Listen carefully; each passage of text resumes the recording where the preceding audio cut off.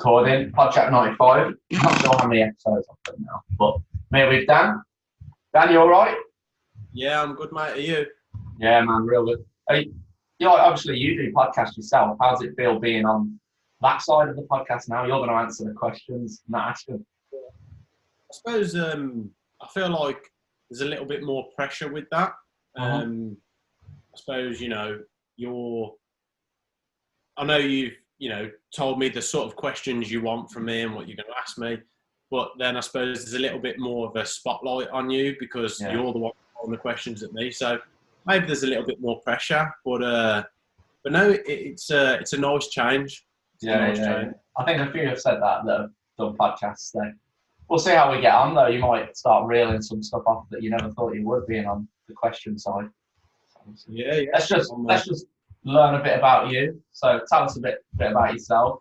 Qualifications, where you've been, what you've done. Yeah. Well, I'm a personal trainer mainly. So obviously I've got my level 3 personal training qualification, but I've also got a degree in strength and conditioning.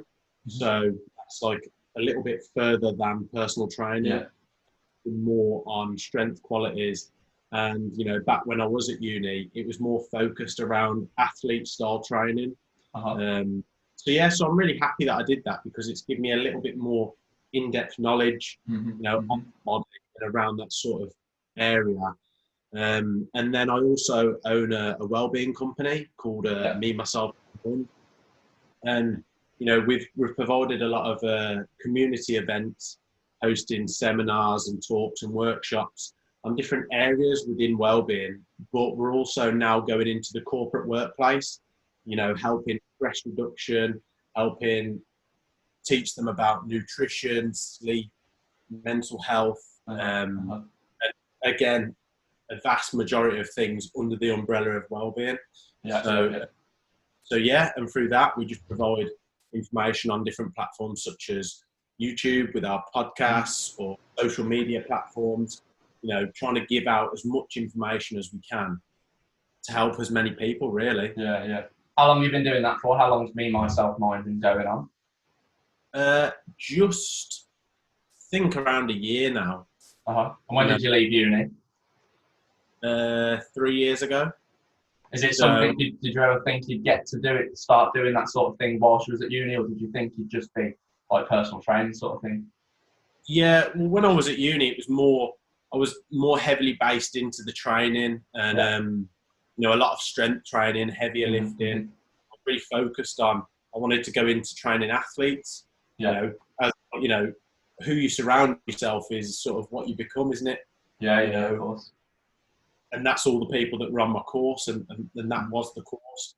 But and I did that for a little bit whilst, when I come out of uni, after I'd done a season in Ibiza, which was amazing, but horrible at the same time because I was struggling with my own mental health, and I didn't really know what was going on.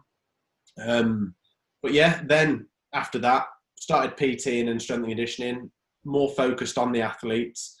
But as I progressed with that, this mental health thing that I just wasn't right was still in the background, and it was just progressively getting worse and worse and worse. And then, everything's took a turn, and I've gone down the more wellbeing route after I sort of, come to terms with my own demons and got that sorted with therapy. So that's sort of a different spin on things. Yeah. I think if like, you're being trained by a personal trainer, if they have that well-being, maybe the background that they've been through something, or like your page, and they know about that, that's probably one of the most important things for someone to like get from somebody when they're training. So like if you're in the gym, it's all good going to lift and stuff, but there's also that time where you think you're not improving, or there's nothing else you feel like you can do, and obviously having your well-being, you being that, and a PT, telling them other things, not just how to get yourself physically better, but mentally. That's definitely a bonus compared to some other personal trainers that I would know. Yeah. But, I mean, definitely, like, the training is just one part, and I'm not saying it's not a massive part because, you know yourself. Once you've trained, how good you feel within yourself, within your mind. But that's a very small part of life, you know. Oh yeah. You've got your sleep quality, you've got the mind that's constantly going over and over. If there is those traumas, or if there are those negative thoughts that are constantly repeating themselves, and you're stuck in this negative cycle, that can have a massive impact. So for people to become aware of that, and notice certain things within their lives, that they can make change, start making changes, and then become better versions of themselves. It's a whole approach rather than just the training. Oh, definitely. Yeah, it's so easy to get trapped in the negative cycle within the gym. Like you say, you can go out and you can have a great workout, feel amazing, but even the next day when you're tired and you can't be able to go, that's the negativity kicking in straight away, saying, no, I don't need to go.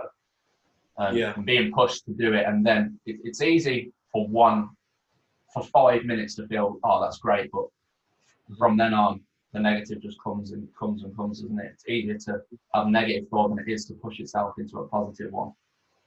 Definitely. And, even talking upon that, you've got the other end of it, as in some people, you've got different ends of the spectrum with people. Some people find it very difficult to get motivated and into the gym, and they really need a push, and the motivation from a trainer to get them in, and that really changes their lifestyle. But then you've also sometimes got the other spectrum, which I've fell into massively, a very addictive and obsessive personality, where there's people that are running away from other aspects of their life, and they're training too much, and they're doing everything in training because that's their escape. And I'm not saying that isn't a good thing, but you can't always be going balls to the wall training. There's got to be those days of recovery and doing something else. So I think when you realise that as a whole, health and well-being has so many factors, it isn't just the training, that can really help those people also, the people that are stuck in, just going for it because that's almost all they've got, because they're running away from something else. And like with your Me, Myself, Mind program, where do you learn all? Because obviously I've been to one of your talks before, and there's a lot of knowledge in there from research and stuff. Where do you get all this from? Obviously you have your dad helping you as well. Where does this all? Obviously you've done your PT, your strength and conditioning, but this is another level of something else, and you've got a lot of the knowledge. But where does it come from? Like, is it just research and a lot of experiences as well? A lot of, because a lot of what we talk about at Me, Myself and Mind is I'll be putting myself in kind of like not a vulnerable situation where I'm explaining my experience and how I got around them, and then talk about, the research behind that and how you can. And so some of it is my own research, and then some of it is, from a young age, my dad's been heavily influenced in neuro-linguistic programming, so NLP, and it's all to do with the mindset. And he's a master practitioner coach in that. So, he's been able to guide me in that. But then, even when I went to therapy, my therapist had a master's in mindfulness. Okay. So, once we finished therapy, we got on that much that I went and did one of her courses in meditation. So doing that, and then I stay in contact with her regularly. So she helps me understand certain things within mindfulness. And then it's just I'm not constantly, but I always try and do little bits each year. So last September I did my diploma in NLP. And then just before lockdown, I was meant to be becoming. Have you heard of mental health first aid? No. Can't explain. Well, it's spotting the signs and symptoms of when somebody's going through something and being able to help them through that. So I did my basic mental health first aid last year, but I was booked on to do the train the trainer course, so to train other people to become qualified, because that's something that they really need in the workplace, because you've got first aiders, you know, but then what about those people that are there to spot the signs and symptoms of somebody that isn't quite right or could be struggling? The ones inside instead of the physical ones on the outside. Yeah, definitely. But obviously, lockdown has postponed. Is that going to happen after all this? Yeah, well, I mean, I've received a few emails saying that obviously it's postponed for now, and I haven't really had a chance to look into it, but I presume as soon as this is all over, I'll be going on that course to get qualified. Cool. Very good. Hopefully, when this is over, we'll get back to your talks, get people in there again. I suppose after this, it's going to be a lot busier than it was before because, well, without talking too much into lockdown, it's probably affected a lot of people. It's not exactly the most normal situation anyone's ever been in. No one's experienced this. So it's probably a perfect time in life, not in a bad way, but there's going to be people out there that are going to come to you and want some sort of help or something. It is a stressful time, for a lot of people. It's like anything, I suppose there's a balance to it. Yeah. For some people that struggle generally anyway, this time, on their own, if they are on their own, it could have been a really bad time for them, and I hope that those people that are struggling are okay and they've managed to reach out to friends or to professionals during this time. But then you've also got the other side of lockdown, which has been the positives, that's allowed people to slow down, de-stress. Those people that have been furloughed or, are working from home, but there's not as much to do. Yeah. They can focus on areas of their lives that they wanted to when they were at work and they thought they never had time to do. Yeah, exactly. And, maybe if that's friends, maybe if that's family, your household, seeing your kids or in more emphasis on making this feel good, your body. It's a perfect time for that. So there's a bit of a balance. Yeah. I think we will go into a little bit later about some of the things that you've spoke about and you talked about. I love the cold shower advice I do. That's one of my favourite things. But we'll get onto that. Let's talk about your personal training. Obviously, when you left uni as a personal trainer, strength and conditioner, did you go straight into a gym or did you do it as one-to-one thing? So basically, I got let down actually. I was promised a job. I don't want to really out the gym. Do you know what I mean? Yeah. But I was promised a job somewhere because I'd been constantly giving them a hand whilst I was at uni. Coming back to do shifts for them. And they said, obviously, once you leave uni, you've got this job available. So it would have been a salary. So I'd have been working in a gym, but on a salary. Not a very good one, to be honest, when I think about it. But obviously, I was just keen to get in the gym and almost have something to fall back on. Play it safe. But then basically, as soon as I come back from Ibiza and I was looking for that job, the person just ignored me. Oh, no.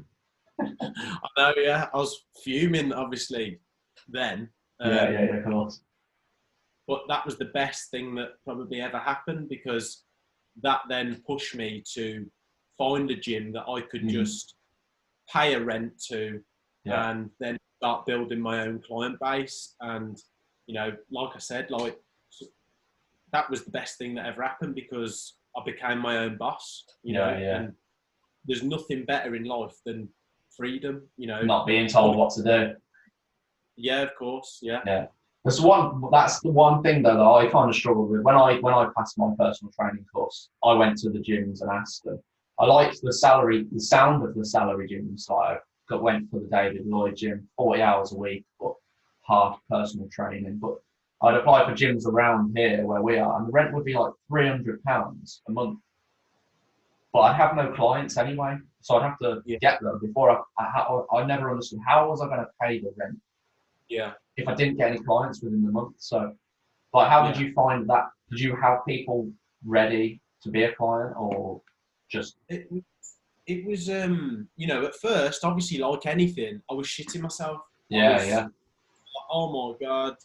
You know, like when you come out of your comfort zone, Yeah. you know, before you start that growth process, got that anxiety, it's a stress, like, oh, can I do this? Negative thoughts. Yeah, it was all good doing the training part of the personal training, because it's easy with people that are doing the same thing, but when you're in the world and doing it with random, and you actually think, this is my job. Yeah, yeah. Oh. I'd almost, whilst I was at uni, for the last year of uni, I'd always been posting my training and my friends' training on my Instagram. Even when I was training in Ibiza, I'd always be putting stuff daily about health and fitness. Yeah. So I was kind of just building this credibility. And then that really helped when I initially said, look, I'm going to be taking on clients.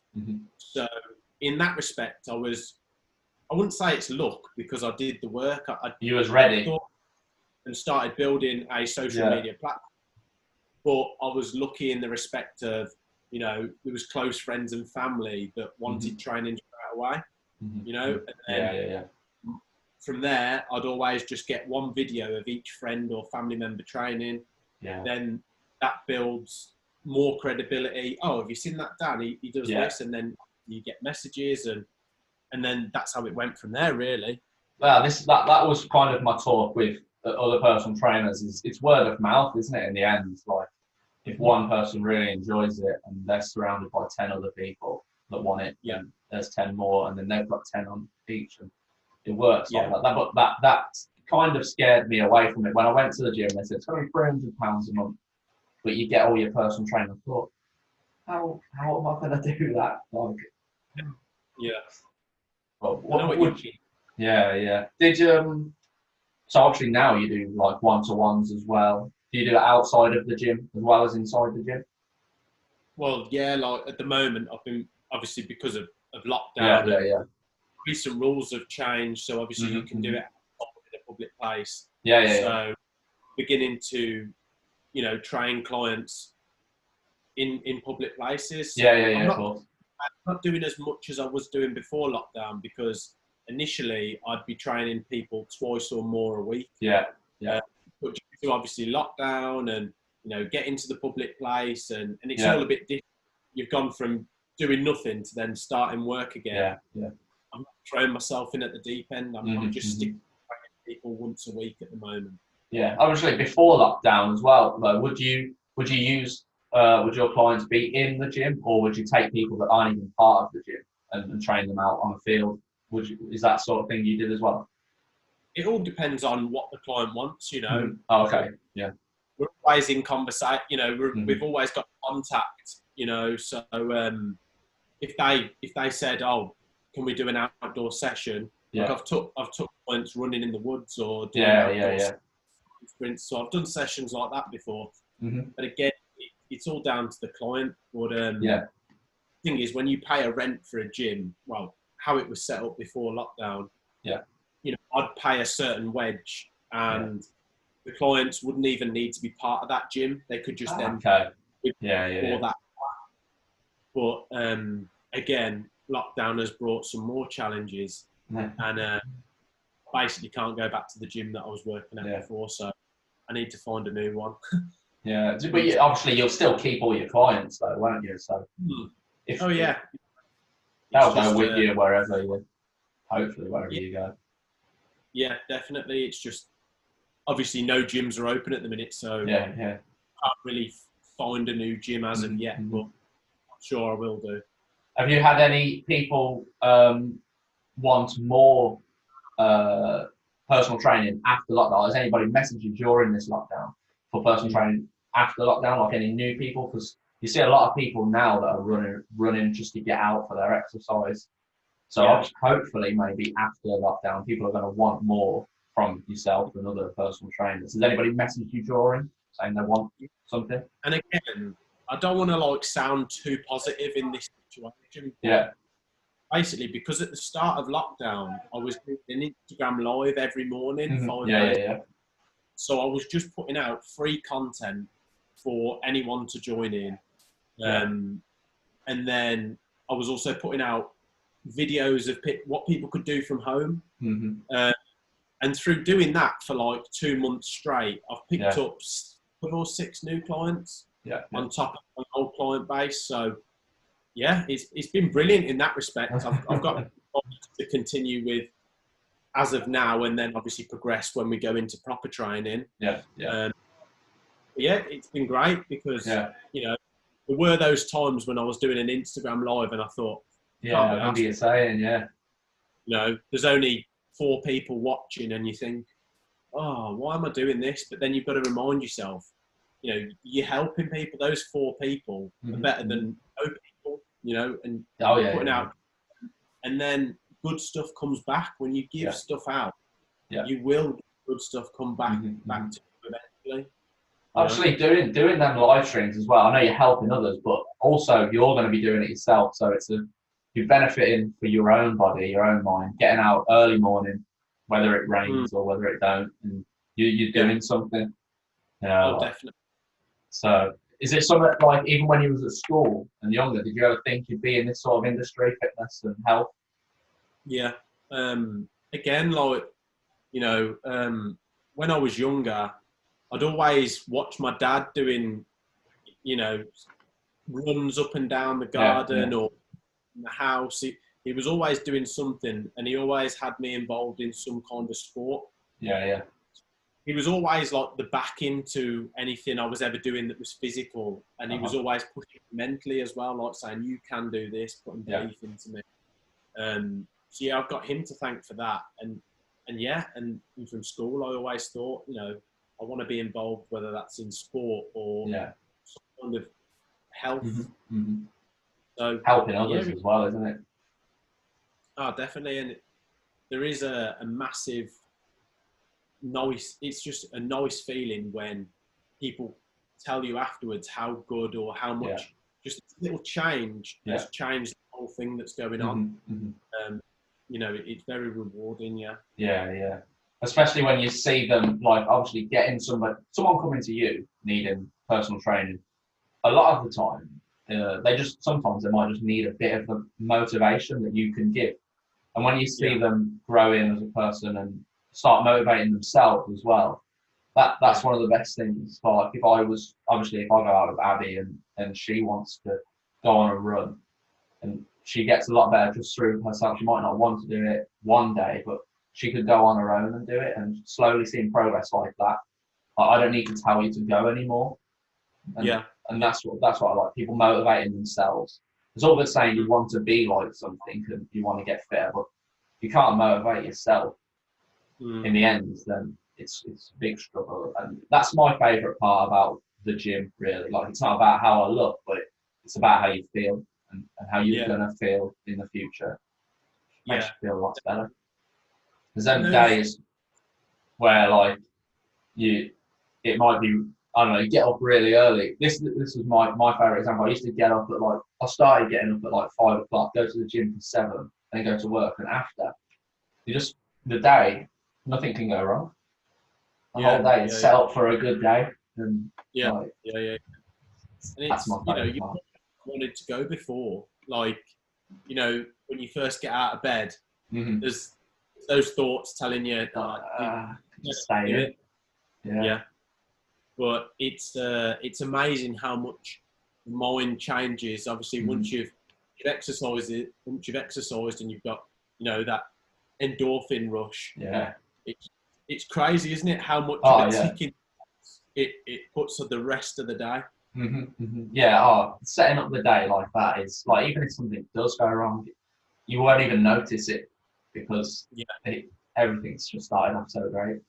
So, and that's what I do miss about the gym. Like, it's all good doing stuff here at home, going for a run, but it's just doesn't always give the same ending, let's say. And I suppose that's how you started your Me, Myself, Mind as well. Them little things and little changes that start happening to your brain brings upon a new journey, shall we say, of a wellbeing company. Oh, definitely. And I think I also think as well, like, you know, what you're explaining there, when you said about nothing can go wrong that day, and you know, you feel good, and it's just a change. I feel sorry for people that haven't experienced that yet. Oh yeah. You know, because some people fear the gym because they think you're gonna obliterate them, or you think they're gonna be so out of breath they feel sick. And some trainers will do that, and it's just professional. But you've got to, when you're training clients, you've got to start where they're at. And you know, those clients that haven't been introduced to exercise yet, and it's their first, you know, you've got to go gentle, and that's how you really get into somebody's mind and change their life. Not by scaring them and just throwing the hardest workout at them. Start slow and build up from there, because that's how you're going to feel good, and that's how you're going to want to do something. Because if you hadn't done something before, and somebody then, you know, say, even for example, say you weren't a pilot, and somebody just threw you into a plane and said, right, steer this then. You'd shit yourself. Do you know what I mean? Oh, yeah. How to do it, and you'd obviously crash and die. You know, I'm not saying that's the same as training, but imagine if somebody just threw you into the worst workout, so then the next day you wake up, body's aching like you're never going to do it again. You know, that's the thing. You've got to start where you're at, slowly progress. Yeah, you got to understand them, haven't you? Like, that's the whole thing about, like, you do your parking forms and stuff like that. Just getting to know that client, know what they like, and make it fun again for them. Make them want to come back to you. And not kill them like the pilot. Yeah, of course. And I think a massive part of that is the conversation whilst you're training with them. Because I believe how much people de-stress and offload onto you. As a personal trainer, it's almost like sometimes it can be a therapy session for the person. But that's I feel like that's those are the best training sessions, because you've almost killed two birds with one stone. You've helped them, you know, look around a situation or give them a different perspective. And you've also tackled their health goals as well.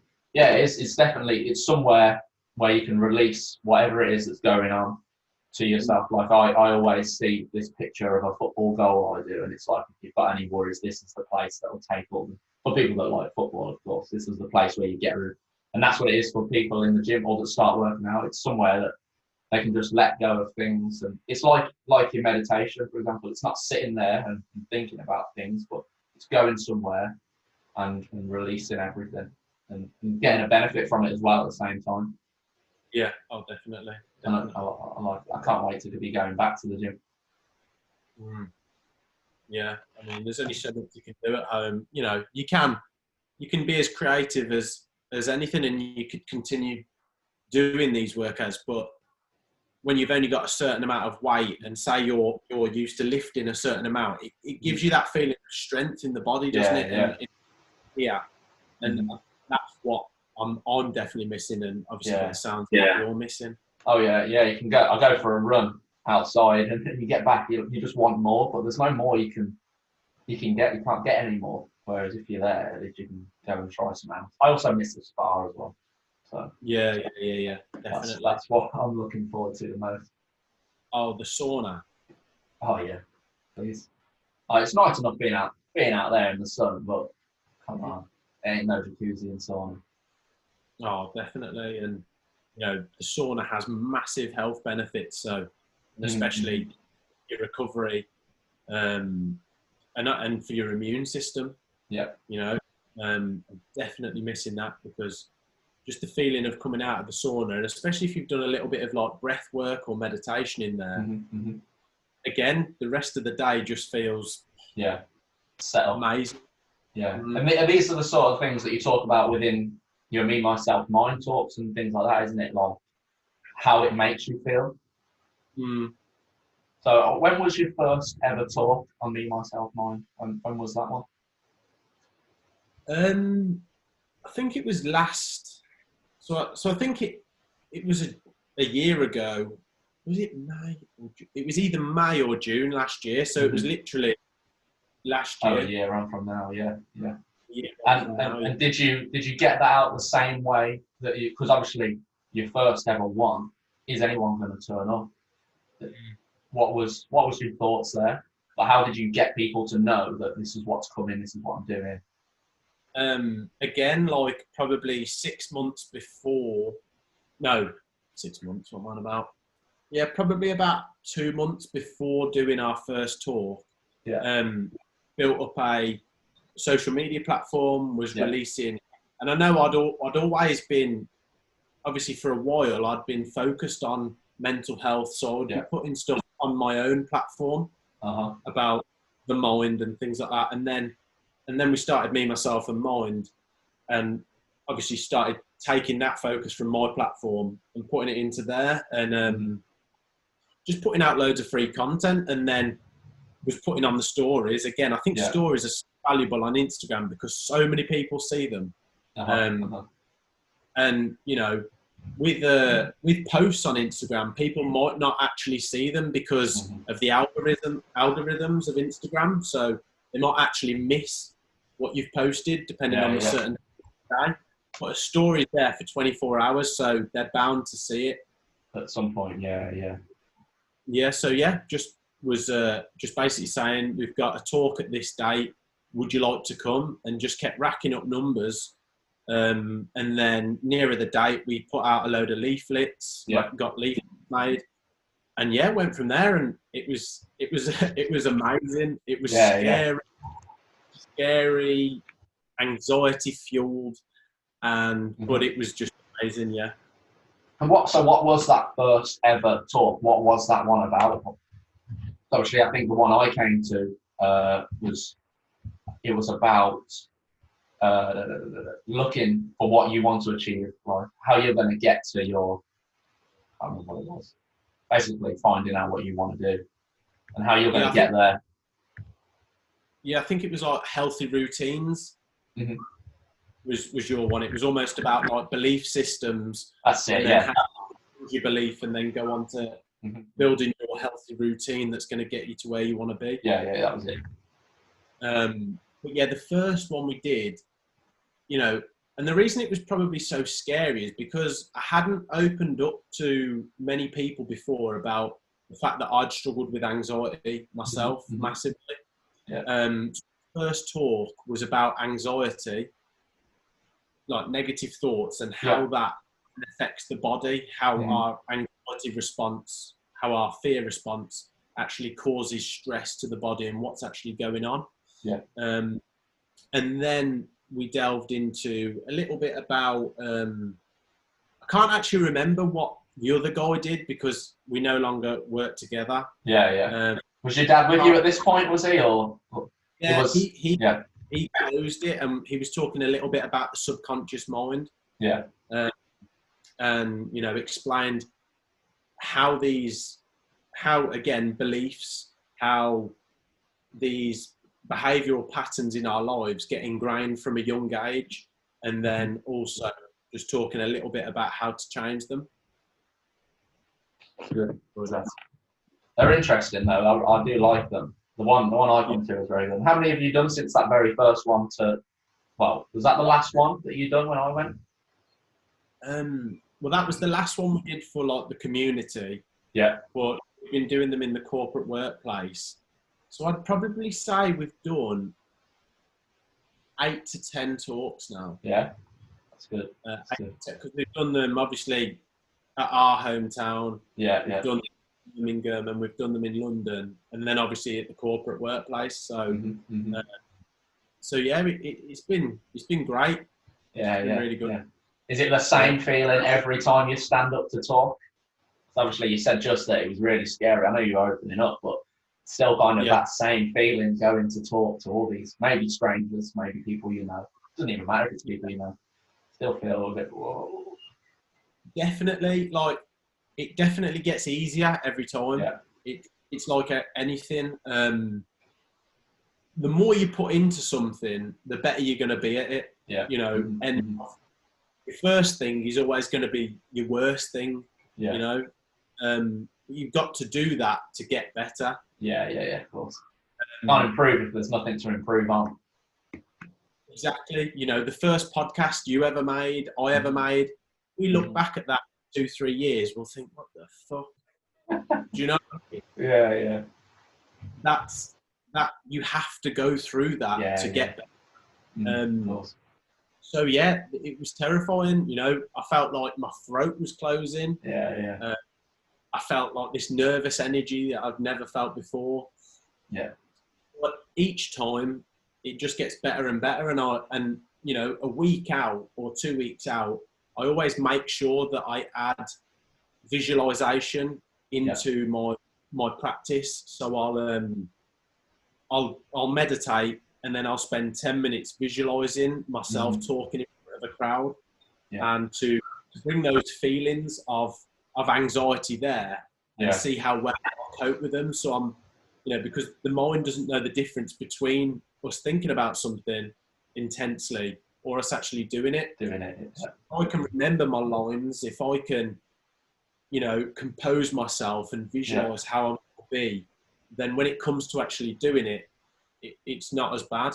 And you know, there's other crazy shit that I do, like I'll be running on a treadmill and I'll try and do the whole talk, like whilst running on it. You get absolutely knackered. Yeah, so that again, I'm raising my heart rate. Put you under that pressure. As if I was under. I'm not running like as fast as I can. No. Yeah. I'm holding a pace that elevates my heart rate to somewhat replicate anxiety. I also and then I try and go through the tour.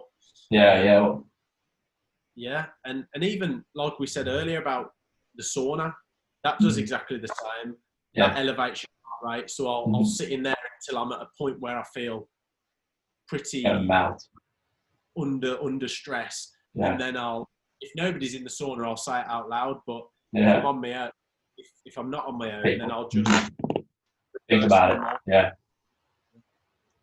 What? So that's kind of. I was speaking to someone not so long about this. No matter what, how many times you do it, you're always going to get that little bit of that nerve, that anxiety that you're about to do something can get a bit. But it's whether you use it in the correct way. So like I obviously deliver assemblies in the school that I work, and before you're like, but within a minute you're blabbering on, talking crap, and you could literally keep going, and you like it's like you're using the nerves, the anxiety, and all that adrenaline and then you forget about it, and then it's just you might be sweating, your pits, your back is all wet, but you don't even care anymore. You're in the zone. You use that adrenaline. So it's like I don't know if it's fight or flight, but you either go for it or you just break down and don't. But obviously, when coming to watch yours, you're definitely in the fight mode, and you just go for it then. And you know, again, like you say, you step up there and you start to sweat, and you might feel that you're having the exact same response as what you would in a dangerous situation, or when you are experiencing. I don't know whether you've ever had just anxiety normally. No. You know, if you haven't, they're the same physiological response. However, you know, the more that you do it, the more normal it then becomes. So that anxiety was up here, and then eventually it gets to there, and then there, and then there. And then eventually you might only rise a little bit, and you think, no, I've got this because I've gone through it before. And that's where you stay. You know, you've got enough nerves and energy to make you want to do it, because anxiety is our response to either fight something or run away. Or freeze up. So enough times, then you know you can do it. So you just need that enough anxiety to get you to want to do it, but you know you can do it. What about the old picture everyone naked? Have you ever tried that? Does that work? No. Or is that a myth? I mean, I don't know. It might work for some people. And some people actually said that to me when I was explaining about how nervous I was for the first talk. Well, I think it was literally just because I'd rehearsed it that many Yeah. times that I could do it in my sleep. Yeah. I suppose it's like learning a song and then knowing it off by heart. Yeah, I just knew that this was my shot. This is what I want to do with my career, with my life. Make a good impression. You know, you're not going to be the best to begin with, but I don't want to get where I'm at. And I knew that anxiety would cloud my mind and make me feel trebly. So if I knew the words off by heart, at least that was giving me some kind of, do you know what I mean, level.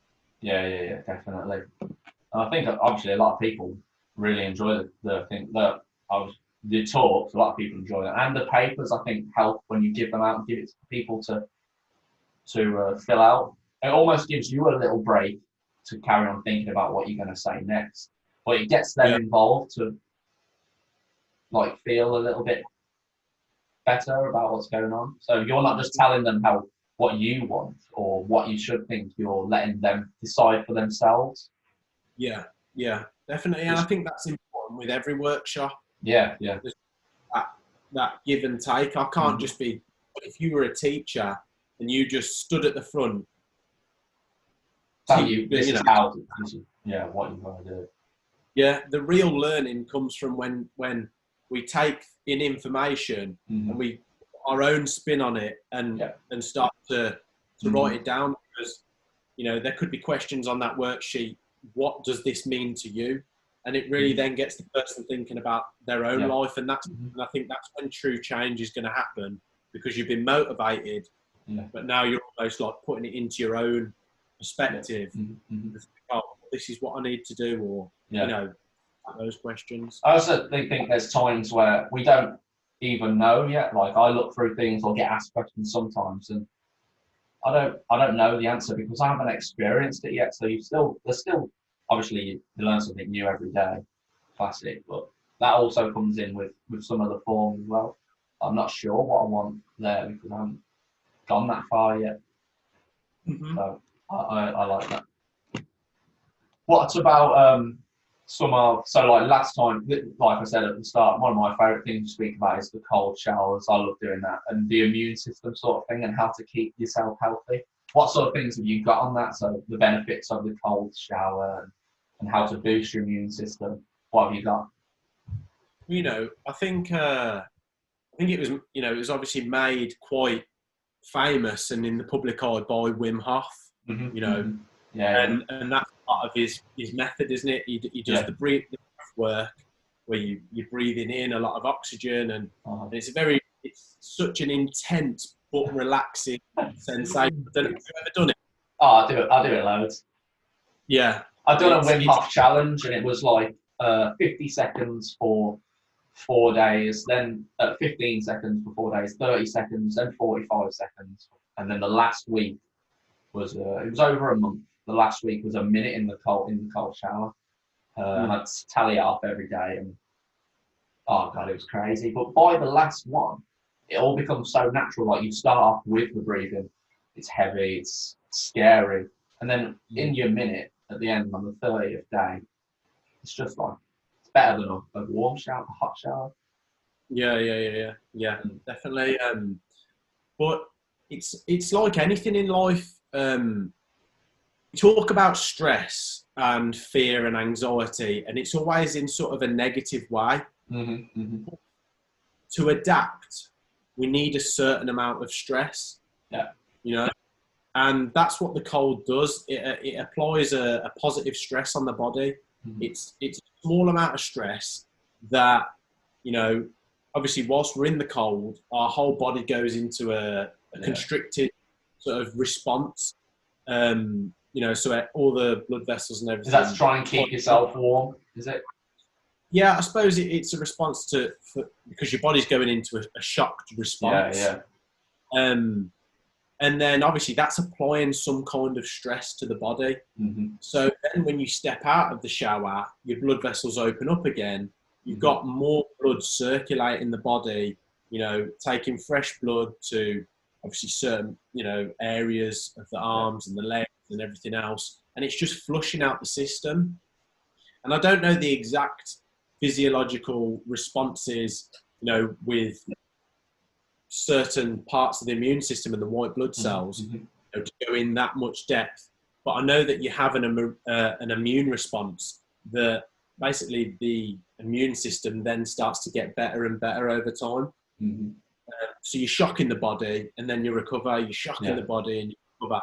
And over time, you're building your immunity and increasing your body's ability to circulate blood around.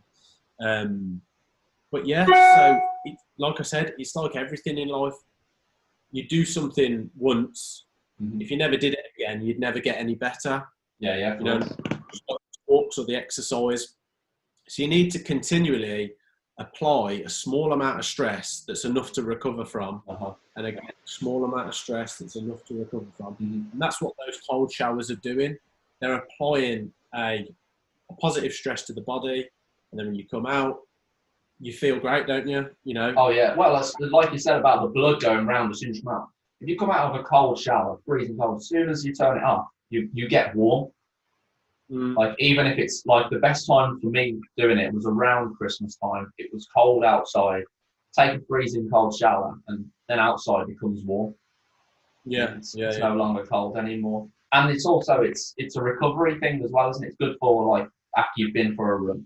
So I suppose after the stress, the recovery and stress, it quickens up the recovery of whatever's going on. There's anti-inflammatory properties. So, sports men and women have been doing it for years, and therapy is a massive thing. So ice therapy, and it helps with that soreness and speeding up the recovery process, because once you've trained, you have like an inflammatory pathway that's your body's has to like swell to then recover, but it almost cuts off that inflammation pathway, so it can keep inflammation down. So I think you recover a lot faster.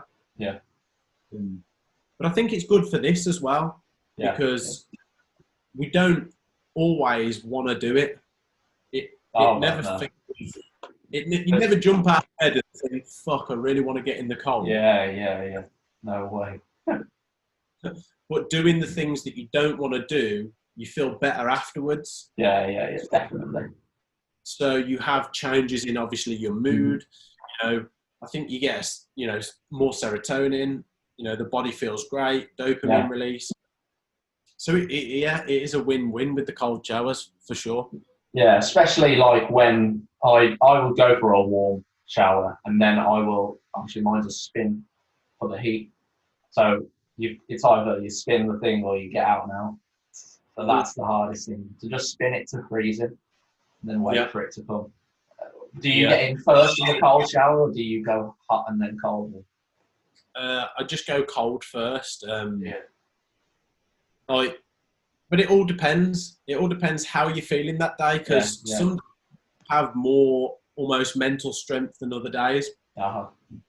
Like some days if I'm feeling myself and, I'm feeling like I need to push on today, I'll jump in the cold, get my breathing right, go for it, and have a whole shower whilst in the cold. So it could be like 2 to 5 minutes or however long it is. But then there's those other days that I'll step in, I'll take about 30 to a minute of cold, and then I'll turn it back on the hot. It just all depends how you're feeling that day. Also, what really gets me as well, because is the breathing. So when you start to breathe and you concentrate on your breathing in the cold shower, it no longer becomes that cold to you anymore. It's like you've taken away the whole cold sensation and focus on breathing. Why is that? Why does that happen? Well, I think your body eventually regulates to, obviously your core temperature wants to almost remain the same. Your body's trying to protect all your internal organs and everything. So I suppose when your body goes into that constricted phase, it's controlling and trying to keep as much heat on those internal organs as possible. And then after a while, as you breathe through it, you just naturally become, I'm not going to say one with the cold, but it just feels more normal. It does feel normal. And that's how you get through it, just breathing. Like, you could stay in there for a long time, as long as you're concentrating on breathe in and not the cold. I suppose it's a lot of things though. Like you go for a run, and again, I say this to Abby. She concentrates. This works. This is the reverse order that I have it. She concentrates on the breathing when she's running. I blank the breathing. I don't. Not that I don't breathe, but if I forget about breathing, I don't get tired. So it's certain things like that. I could run forever, but as soon as I start concentrating on breathing, I become knackered. So I don't know why that works. I don't know what's wrong with me there. Well, I suppose it's everybody has a different preference for how they do something. I do like to focus on the breath when I run. But then, say I want to pick up the intensity. If I was running really fast, I wouldn't always focus on the breath. My mind would probably go elsewhere. If I was trying to hold a nice continual pace, I'd really focus on the breathing to make it almost a meditation. Just to make sure that I'm controlling everything and just going in and out and counting the breaths, as that helps me then to continue on for a longer period of time. As well, so like we've got cold showers. Meditation is one of the things that you speak about in your talks as well, isn't it? So how is the meditation benefiting for other people? Obviously, I know, but some people might not know. In what ways? So like you just spoke about running, meditating, and I said about being in the gym is kind of a meditating. Depends which way you do it, but can't you elaborate? It's very hard to explain to somebody that's never meditated or tried it what it's going to do. I mean, there's the science behind it. We'll talk a little bit about the changes that happen with the body and the brain just after this. But everybody's first few meditation experiences are very different, and I know for me, because I've got an OCD mindset. So, that's what I had to go to therapy for. That's what I was really struggling with. So my mind is so frantic and so analytical that when I first tried meditation, I thought, fuck this. Like, it was like somebody had just turned the volume up on everything that I'd been thinking. And it was just like, throwing it at you. Like, like a gambling machine. Somebody pulled the trigger and it was like, but, and I think that can happen for a lot of people, which puts them off ever doing it again. But I think over time, you realise that these thoughts that crop up into the mind, you don't actually have to attach meaning to them. You can become the observer of these thoughts. Thoughts are not always things. You're not your thoughts. You are what you act upon. It's not going to be there forever. No, and that's one thing I massively struggled with. I thought, I've got all these negative thoughts. That's me. And that's what causes the anxiety. As soon as I realised you don't have to associate with the thoughts, you can just see them there. And then eventually, when you don't associate, they just fizzle off. So over time, you practice a focus of attention on whether that's the breath, whether that's the body, or even a thought. Of course.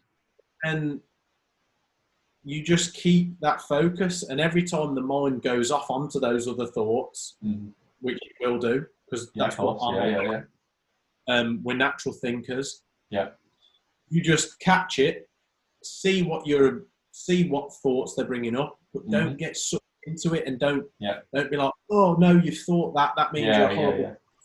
Just go, oh well, the meditation was about breathing, so I'm coming back to the breath.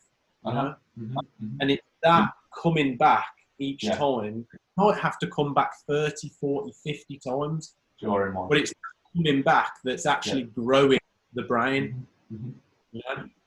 But that explains it well enough, because it is hard to explain to somebody that I think there's a lot of, like, obviously meditate, there's lots of different ways for people to get rid of them sort of thoughts, or to understand them. There's books you can read and stuff like that. One of the things I kind of have learned recently, doing my degree, is in Buddhism, they talk about the Four Noble Truths. I don't know if you've ever heard of them. It's very interesting. It's similar sort of thing though, and it's about obviously realizing that there's say a negative thought in the situation. Then so knowing there's one, then realizing it's not going to be there forever, how to deal with it, and then kind of forgetting about it. It's not going to stay with you. And that's the Four Noble Truths, that is. And then there's an eightfold. I recommend you look at that after. It's quite interesting. And that's in Buddhism, that is. So, and that's another thing. Like, it's not going to be there forever. It's like books you might read as well. People, you say you might associate yourself with that negative thought and think that, oh, that's me forever. I'm the bad person. But it's just a thought. It's not actually you. It's something that everyone gets. Yeah, oh, for sure. Getting past it. I'd definitely be keen to look that up, or if you've got anything, I'll send you a picture and that of it after. Yeah, for sure. Brilliant. The most liberating thing that I've ever heard was what my therapist said in our first session was, you know, thoughts aren't always things. Yeah. You know, you are what you act upon. So if you're having these negative thoughts about, and it could be anything. Yeah. You know, if you're not engaging in that, if you're not being that person, then you don't need to worry about it because that's not you. That is the mind doing what the mind does. Yeah. You know, and especially if you have got a very analytical mind, like my mind, I'll see a situation and then I'll delve into the possibilities behind it and go down the rabbit holes of that way, and that way. And that really didn't help when I first tried to start meditating, because it was like, you know, you can end up anywhere, can't you? And find out other things that are going to make it even worse for you. And then you start trying to look for other things that are to do with that. And in the end, you've moved away from that very first thought. You've gone into something else now. So now there's 2, 10, hundreds of things. And a lot of the time they are negative because our mind likes to look negative. Of course, it's impossible to get away from almost. But once you find yourself going down that road of when you're in meditation or even in life, bring yourself back to what it is you were doing. Yeah. Whether that was, you know, breath work, whether that was focusing on your feet or your body, the sensation of whatever. Just keep bringing yourself back, and that is meditation, really. It's that focus of attention and noticing when thoughts have gone off to come back. Yeah, my only thing with meditation is I can't sit still and stuff like that. So that's why I use, I speak to Abby about it, and she says, do you want to do one with me? And I will go use mine in a run or something. I can go and think about whatever I need to think about somewhere else. Even when I do yoga with her, I can't not mess around. It's just that's my problem. Do you know what I'd say there? And this is, and I've noticed that my meditations are better after I've trained.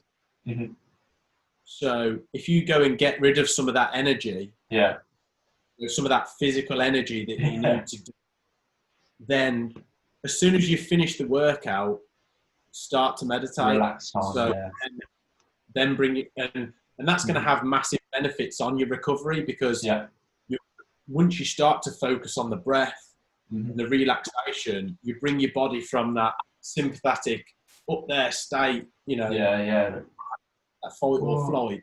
You're bringing it right down to the parasympathetic to go into a relaxed state of mind.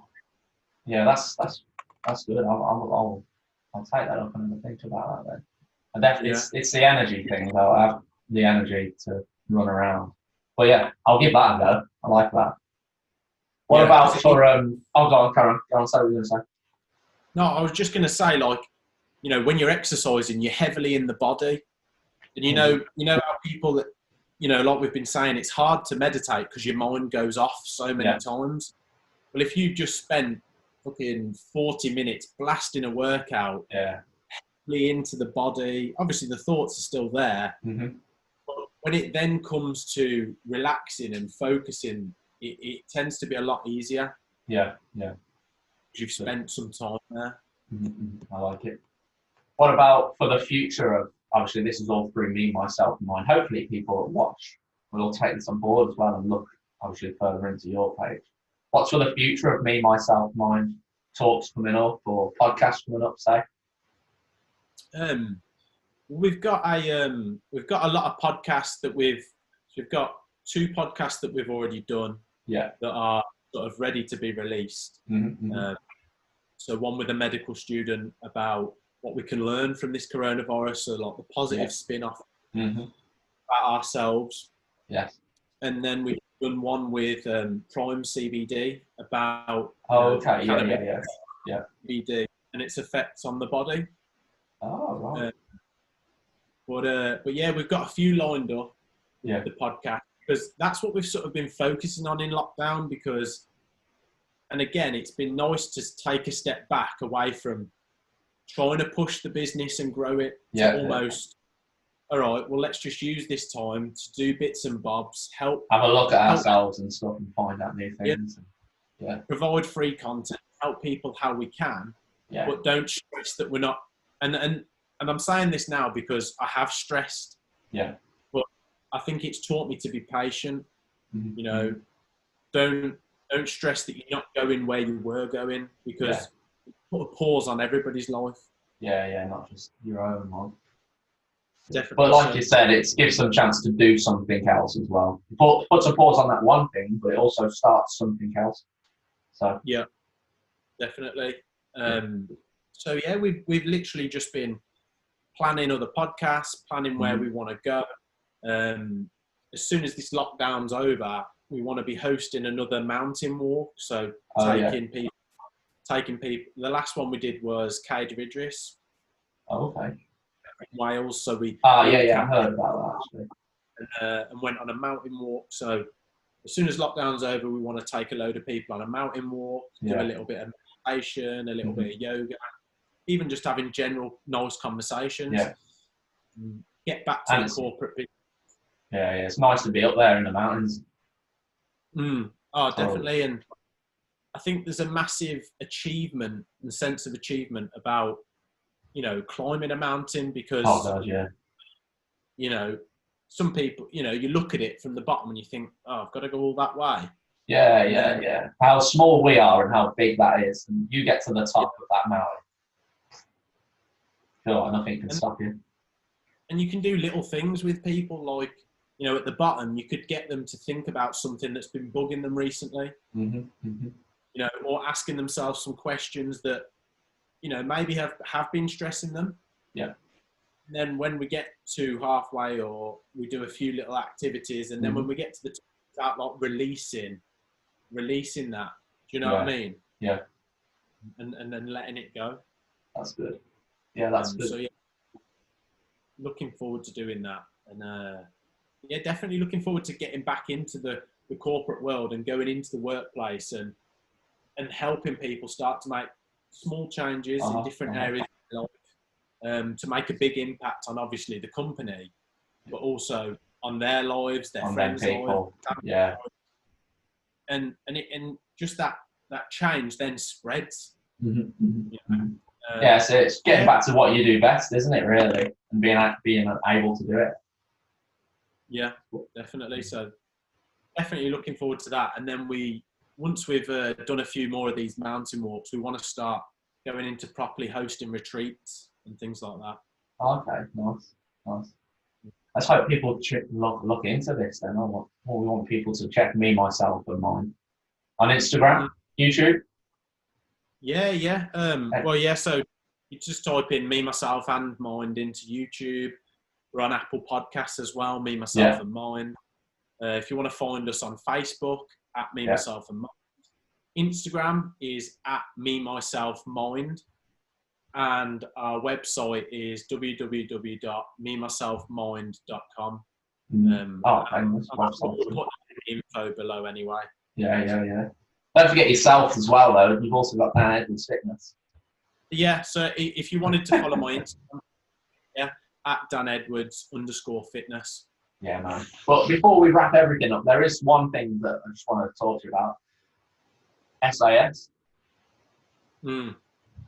Yeah. Just how you finding your training? Well, obviously I'm not really gonna talk about it too much because No, I don't want you to. haven't been confirmed whether No. I'm doing it or not. But I've been training as if I have got the green light that I'm gonna go. You know, And it's not even like the confirmation as well. It's almost just the applying for it as well. It's quite a step applying for something like that. Oh yeah, it's massive, and you know, this lockdown has allowed me to focus a lot on my own fitness. Yeah. And whether I get on that SAS program or not, this has reconfirmed to myself that I can push my fitness levels and take myself where I need to be. You know, and I would love to go into it more. I don't want to put like a jinx on it. No. Have you watched the recent one? Yeah, I've watched a lot of them. I've watched, and I don't want to sound crazy, but I've been watching them, and like say I've been sat on the stationary bike. Yeah. I've been watching them, getting myself into a heart rate zone of where I think and I've been watching the show and then visualizing it in my mind. Yeah. Where I'd be, or like I'd be in the cold shower and I'll be visualizing myself in the water, you know, when they're in the cold. Yeah. And just going through that so that in my mind, I'm ready for it when it happens. Yeah. The thing, like, obviously have you watched all, there's obviously a load of seasons, you know, like 5 maybe, of non-celebrities. And I think previously to the one in Scotland, maybe was in the desert somewhere, if I'm right or not. I think I prefer the desert than, because I got onto that show and got into the physical stage where you're at, but I ended up not going for personal reasons. But I would prefer the heat compared to the one in Scotland. I watched that and I'm like, oh God, no. I would not like to be cold. Yeah. Oh, no. In my clothes. I do think the heat, I think the heat would provide a different challenge, that sort of, you know, that dizziness that you can get, fatigue, and I suppose training in the outside right now is sort of replicating some of that. As close as you can get to it, isn't it? Yeah, and then obviously when I'm doing my ice baths or my ice, you know, training, that's how I'm getting through it, is breathing. But then I'll close my eyes and I'll visualize that I'm in that water and I'm looking at them screaming at us. You know how they do. Yeah. What would your have you had anyone shouting at you for practice or? Not yet, but I don't. If you wanted to check out our podcast, that was the SAS mindset. Okay. We did a podcast with one of my dad's older clients. Yeah, the one that went. Did he go into the paras? Was it? Yeah, he was in the paratroopers. Yeah, I was watching that this morning. Yeah, and then he went on to the special forces. Yeah. It was the special forces mindset, and my dad sort of trained him up before, and they did a lot of hypnotherapy, a lot of visualization, and then also physical training through cold rivers and stuff. So I'm probably going to get my dad to come in and train me on the lead up if I get accepted. This is talk before it's. Hey, don't worry. If this is too much, I'll cut this bit out and edit it. Yeah, but again, I kind of want people to know that, you know, you pushed yourself to here. Yeah, you can speak things into existence, and even if they don't always happen, you've learned a lot about yourself on the way. So, to be honest, you know, keep it in, because even if I don't make it, I've pushed milestones in my fitness already. Yeah. And, you know, even just the visualizations that I'm doing, not even just about that show, it's about yourself. Other things in my life and in myself, where I want to go and the paths that I want to go. So, you know, it's pushing that comfort zone, getting out of it, is going to cause that growth. And that's what I want to prove by going on to there, that once we set our minds to something, you know, it doesn't matter who you are, as long as you've got a big enough reason why, and you've done the work, you can achieve things. You know? Well, it'd be great. All the best. Definitely. It works out. It's been a pleasure anyway, Dan. Yeah. Let's make sure we get these talks ready after this lockdown. Mm-hmm. Also, after this lockdown, when people can come into other people's houses, we'll do a podcast here in the flesh. Oh, definitely. Can't wait. And I'm sure I'll see you in the next few months anyway. Yeah, man, definitely. But yeah, man, stay safe. Yeah, man, and you. It's been a pleasure. Thank you very much. Thanks for having me on.